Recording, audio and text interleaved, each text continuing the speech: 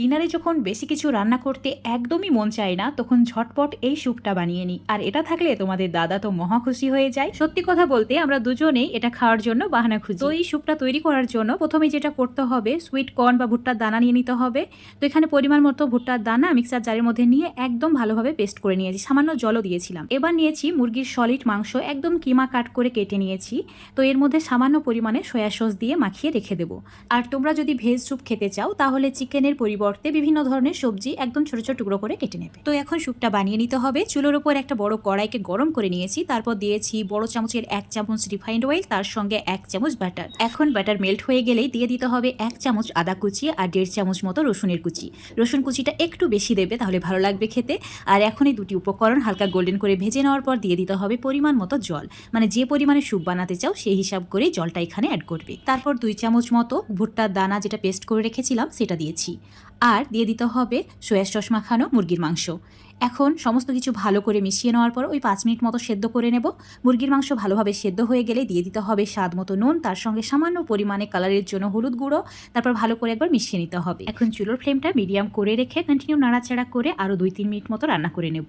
তারপর দিয়ে দেব ভুট্টার দানা। এখানে 1 মুঠি মতো ভুট্টার দানা ব্যবহার করেছি। স্যুপের মধ্যে এইরকম ভুট্টার দানা থাকলে দেখতে অনেক লোভনীয় লাগে। তো আরও 1 মিনিট মতো রান্না করে নেওয়ার পর দিয়ে দিচ্ছি 1 চামচ ভিনিগার বা সাদা সিরকা। এখানে ভিনিগারের পরিবর্তে তোমরা লেবুর রসও ব্যবহার করতে পারো, সেক্ষেত্রে 2 চামচ দিলেই হবে। এবার একটা বাটিতে সামান্য পরিমাণে জল নিয়ে তাতে 1.5 চামচ মতো কর্নফ্লাওয়ার অ্যাড করেছি, মানে কর্নস্টার্চ যেটা সেটাই। তারপর একদম ভালো করে মিশিয়ে নিয়েছি। এখন দিয়ে দিতে হবে ঝালের জন্য গোলমরিচের গুঁড়ো।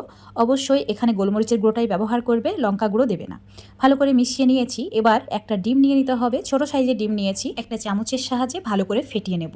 ফেটানোর পর এই ডিমের মিশ্রণটা ঠিক ওপর থেকে এইভাবে স্যুপের মধ্যে অ্যাড করতে হবে। আর চুলোর ফ্লেমটা একদম কমিয়ে দেবে। আর চামচ বা হাতাটাকে ঠিক এইভাবেই নাড়াচাড়া করতে হবে, তাহলে খুব সুন্দরভাবে স্যুপটা রেডি হয়ে যাবে।